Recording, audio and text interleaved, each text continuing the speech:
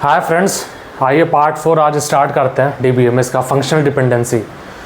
बहुत ही इंपॉर्टेंट और conceptual topic है। आगे बढ़ने से पहले कीज़ और नॉर्मलाइजेशन पढ़ने से पहले बहुत इंपॉर्टेंट टॉपिक है। लास्ट वीडियो से मैंने जैसे बताया था कार्डिनलिटी रेशियो और पार्टिसिपेंट कांस्टेंट, अगर नहीं देखा है तो उसको जाके देख लीजिए। आइए कंसेप्ट समझते हैं, क्या बोलता है फंक्शनल डिपेंडेंसीज, क्या होती है और क्या है ये। ठीक है, late there is a functional dependency in any table or relation from x to y। पढ़ते कैसे हैं? There is a functional dependency in any relation or table from x to y। ठीक है, कोई रिलेशन है या कोई टेबल है x to y, ये दो एट्रीब्यूट्स हैं किसी रिलेशनशिप्स के। x is a subset of R and y is also subset of R। एक टेबल है, एक रिलेशन है R, x और y के एट्रीब्यूट है। ठीक है, अब there is a functional dependency from x to y। ठीक है, x की वैल्यू है, टपल है a b c d, y की वैल्यू है 1 2 3 4। एकदम बेसिक लैंग्वेज में समझाता हूँ। If there is a functional dependency from x to y in any relationship, इसका मतलब क्या होता है? मतलब अगर हमें x की वैल्यू पता है तो हम y की वैल्यू को सर्च करके बता सकते हैं। ठीक है, ऐसा नहीं है कि हमें x की वैल्यू पता है तो हम उसको y की वैल्यू निकाल सकते हैं या मैथमेटिकल कैलकुलेशन करते हैं। हम एक वर्ड आता है सर्च कर सकते हैं। If we know the value of x then we can search the value of y if there is a functional dependency from x to y। जैसे अगर हमें a की वैल्यू पता है, a पे हमें क्या मिलता है 1, b पे क्या मिलता है 2, c पे क्या मिलता है 3, d पे क्या मिलता है 4। ठीक है, हमें डिफरेंट वैल्यूज़ ऑफ x पे हमें जो वैल्यूज़ ऑफ y मिलती है उसी को हम बोलते हैं there is a functional dependency from x to y। ठीक है, अब किस केस में ये वैलिड है, किस केस में ये वैलिड नहीं है, अब समझते हैं। मान लीजिए यहाँ b की जगह यहाँ भी a है। ठीक है, अब हमें T1 ये tuple 1 record 1, T2 tuple 2 record 2। T1 जो है हमें क्या है A है, इस पे y की वैल्यू क्या मिल रही है 1, और T2 भी A है और y की वैल्यू 2 मिल रही है। This is not a valid case of functional dependency, ये वैलिड नहीं है, ये गलत है। ये FD x टू y ये गलत हो जाएगा। It does not implies, this is not correct, this is not valid. हमें एक वैल्यू ऑफ x पे दो डिफरेंट वैल्यू ऑफ y नहीं मिल सकती अगर functional dependency from x to y है।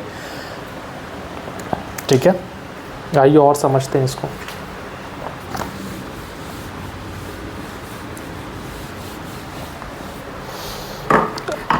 अगर दो सेम वैल्यू ऑफ x पे अगर फंक्शनल डिपेंडेंसी है फ्रॉम x टू y, दो सेम वैल्यू ऑफ x पे डिफरेंट वैल्यू ऑफ y मिलती है तो this is not a valid case of functional dependency. ठीक है, आइए और समझते हैं। ये x है, ये y है, a b c d 1 2 3 4। तो मैथमेटिकल टर्म में इसे कैसे समझेंगे? इफ ये T1 होगा, ये T2 होगा, ये T3 होगा, T4 होगा, मतलब tuple 1 tuple 2 tuple 3 tuple 4। T1 of x is equal to T1 of y, मतलब tuple 1 of x tuple y के बराबर है। इफ a पे हमें 1 मिलता है देन, सॉरी ये गलत लिख दिया, tuple 1 of x is equal to tuple 2 of x, मतलब a और b दोनों इक्वल है। तो क्या इंप्लाइज करता है? Tuple 1 of y should equal to tuple 2 of y, मतलब a और b इक्वल है, मतलब यहाँ दोनों जगह a है, तो अगर यहाँ 1 है तो यहाँ भी 1 होना चाहिए इस कंडीशन में, वरना ये गलत हो जाएगा। ठीक है, no two same value of a should give different value of y। अगर यहाँ a पे 1 मिल रहा है तो यहाँ पे a पे भी यहाँ पे y पे 1 आना चाहिए इस कंडीशन को सही करने के लिए। ठीक है, आइए कुछ एग्जांपल्स देखते हैं और आज समझते हैं फंक्शनल डिपेंडेंसी क्या है।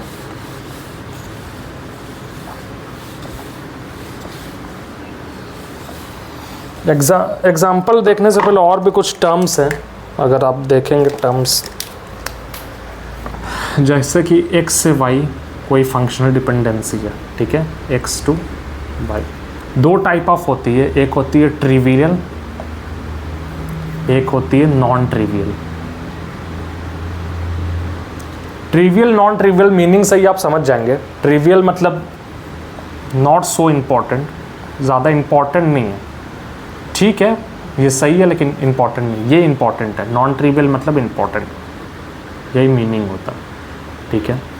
जैसे कि अगर हमें ए बी से ए मिलता है, ए बी तो हमारे पास था ही, वहाँ से हमें ए मिल रहा है, ठीक है, मिल रहा है, बट हमारे पास वो था ही, कुछ ऐसा इंपॉर्टेंट नहीं है, बहुत ज़्यादा हमने कुछ इंपॉर्टेंट चीज़ नहीं हमने निकाल लिया डिपेंडेंसी से, हमें कुछ मिला नहीं एक तरीके से।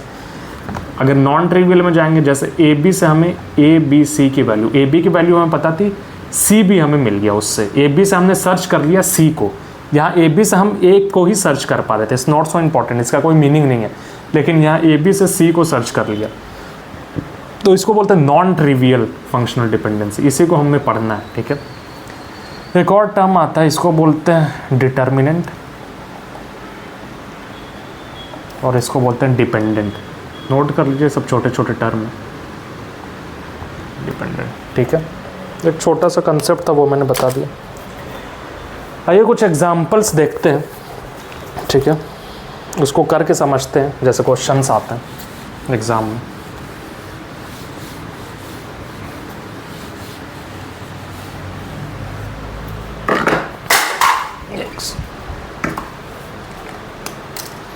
जैसे क्वेश्चन ले लो, मैंने नोट किया हुआ है, W X Y Z, ठीक है, W X Y Z different different attributes हैं यहाँ पे, A B A 1 2 1 1 2 3 2 2 4 4 4 5। अब ये बोलता है W से एक्स वाई, वाई जेड से एक्स, वाई से एक्स जेड और एक्स वाई से W। क्वेश्चन नोट कर लीजिए, एक क्वेश्चन से पूरा कंसेप्ट आपको क्लियर हो जाएगा, पूरा समझ में आ जाएगा कैसे चेक करते हैं where is a functional dependency, ये वैलिड है कि नहीं, ठीक है। अभी जो हमने सीखा था वही देखते हैं। y से y there is a functional dependency from w to X Y, मतलब हर डिफरेंट या सेम वैल्यू ऑफ w पे डिफरेंट डिफरेंट एक्स वाई हमें मिलना चाहिए, ठीक है। a पे क्या मिल रहा है, एक्स वाई की वैल्यू 1 2, ठीक है, मतलब कहीं जहाँ भी a आएगा हमें 1 2 ही मिलना चाहिए तभी वैलिड है, नहीं तो ये गलत हो जाएगा। b पे 2 3 ये डिफरेंट है, कोई इशू नहीं है। फिर a यहाँ पे आ गया, यहाँ पे 1 2 मिला था, यहाँ भी 1 2 मिलना चाहिए वरना गलत, यहाँ भी 1 2 है, यहाँ पे यहाँ भी 1 2, मतलब ये is a valid dependency from w to X Y. अब दूसरा देखते हैं, from Y Z to X, Y Z की वैल्यू 2 4 है, 2 4 पे x क्या मिलता है, 1 मिलता है, फिर 3 4 पे 2 मिलता है, 2 4 फिर आ गया तो 1 मिलना चाहिए, 1 मिल रहा है, 2 5 इस पे भी 1 मिल रहा है, ठीक है, तो ये तो डिफरेंट है, मिल सकता है, कोई इशू नहीं है, ये भी वैलिड है। अब y से एक्स जेड, y से एक्स जेड मतलब 2 पे 1 4 मिल रहा है, यहाँ भी 2 है 1 4 मिल रहा है, यहाँ भी 2 है 1 5 मिला, गलत हो गया। अगर एक 2 पे 1 4 मिल रहा है तो सारे 2 पे 1 4 मिलना चाहिए, this is the valid concept of functional dependency if there is a dependency from x to y। चौथा आते हैं एक्स वाई से w, एक्स वाई 1 2 है, 1 2 पे क्या मिल रहा है, a मिल रहा है, ठीक है, कहीं 1 2 पे यहाँ भी a मिल रहा है, 1 2 पे यहाँ पे a मिल रहा है, 2 3 ये डिफरेंट है, यहाँ भी मिल रहा है, ये भी वैलिड है। समझ में आया कंसेप्ट? नहीं आया तो बताओ, फिर से बता दूंगा, नोट कर लो, ठीक है। आइए कुछ प्रीवियस ईयर क्वेश्चन है उसको सॉल्व करते हैं, जो गेट और डिफरेंट आईटी ऑफिसर्स के एग्जाम में पूछा जाता है। इसको नोट कर लीजिए, रब करता हूँ। हमें बेसिकली यहाँ पे डिफरेंट सेम वैल्यूज़ देखना है, अगर सारी वैल्यू W की डिफरेंट रहती तो ये इम्प्लॉयज होता ही होता, कोई इशू नहीं आता। अगर वैल्यू सेम है तब हमें देखना जो राइट साइड पर डिपेंडेंट है उसकी वैल्यू डिफरेंट नहीं होनी चाहिए, ठीक है।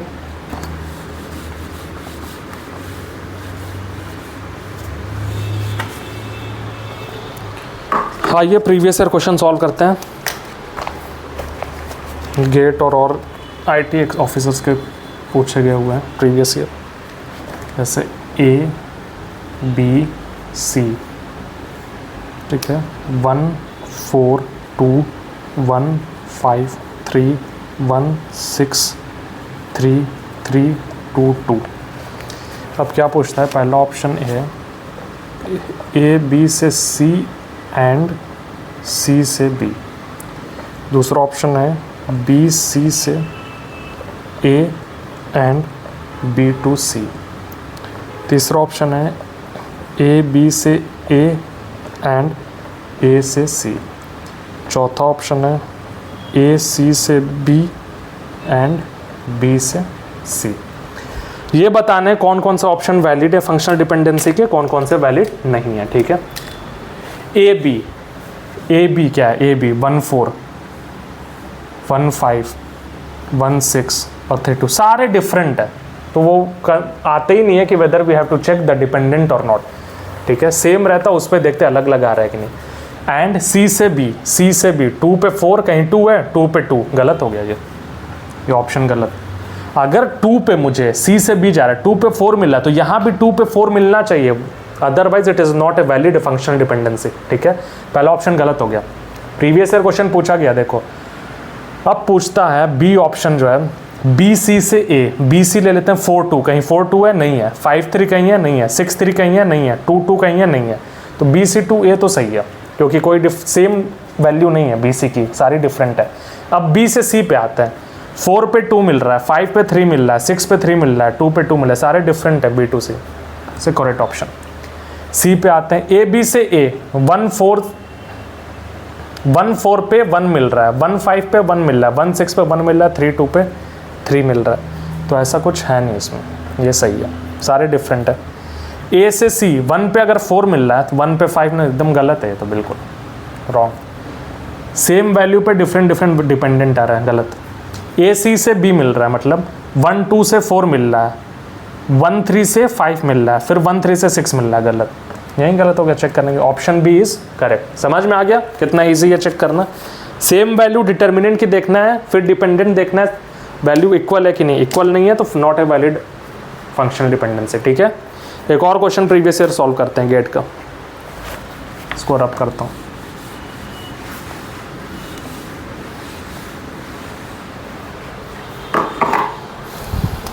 इसी तरह एक और क्वेश्चन पूछा गया प्रीवियस ईयर में, क्वेश्चन लिखता हूँ A B C, it is a relation table ABC and the attributes and we are writing the records 1 3 3 1 2 5 7 4 4 4 2 2। पहला ऑप्शन क्या है, A से B एंड BC से A। दूसरा ऑप्शन क्या है, C से B एंड CA से B। तीसरा ऑप्शन क्या है, B to C and AB से C। चौथा ऑप्शन क्या है, A to C and BC से A। प्रीवियस ईयर क्वेश्चन है ये, पूछा which option is a valid functional dependency in A relationship और ए टेबल R, ठीक है, इसको रख देते हैं। आइए देखते हैं, सेम देखते हैं। A से B 1 पे 2 मिल रहा है, 1 पे 4 मिल रहा है, गलत। पहले यहाँ यहीं से दिख गया मुझे, एक 1 पे 2 मिलता है, एक 1 पे 2 मिलना चाहिए, नहीं मिल रहा, गलत। दूसरा चेक करने की ज़रूरत नहीं है। C से B 4 पे 2 मिल रहा है, 4 पे 5 मिल रहा है, गलत। B से C 2 पे 4 मिल रहा है, 2 कहीं है, नहीं है, 5 पे 4 मिल रहा है, 7 पे 2 मिल रहा है, 4 पे 2 मिल रहा है, सारी वैल्यूज़ डिफरेंट है, ये सही है। अब चेक कर लेते हैं आगे। A B से C, ए बी 1 2 पे 4 मिल रहा है, 1 2 कहीं है, नहीं है, 3 5 पे 4 मिल रहा है, 3 5 है और कहीं नहीं है, 3 7 पे 2 मिल रहा है, नहीं है, 1 4 पे 2 मिल रहा है, मतलब सारी डिटर्मिनेंट की वैल्यू डिफरेंट है, तो ये सही होगा, option C is correct. D भी चेक कर लेते हैं। ए से सी मिल रहा है, 1 पे 4 मिल रहा है, यहाँ 1 पे 2 मिल रहा है, गलत, रॉन्ग। देखिए कितना इजी है सॉल्व करना, जैसे जैसे और प्रैक्टिस करेंगे बहुत ही कम टाइम में क्वेश्चन सॉल्व हो जाएगा। जितने भी प्रीवियस ईयर किसी भी एग्जाम में पूछे गए हैं, NIC हो गया, गेट हो गया, in every exams question solve करो previous year question, functional dependency के एक भी क्वेश्चन गलत नहीं होंगे। आगे और देखते हैं, अगर कुछ है नहीं तो कीज स्टार्ट करेंगे, ठीक है, ओके।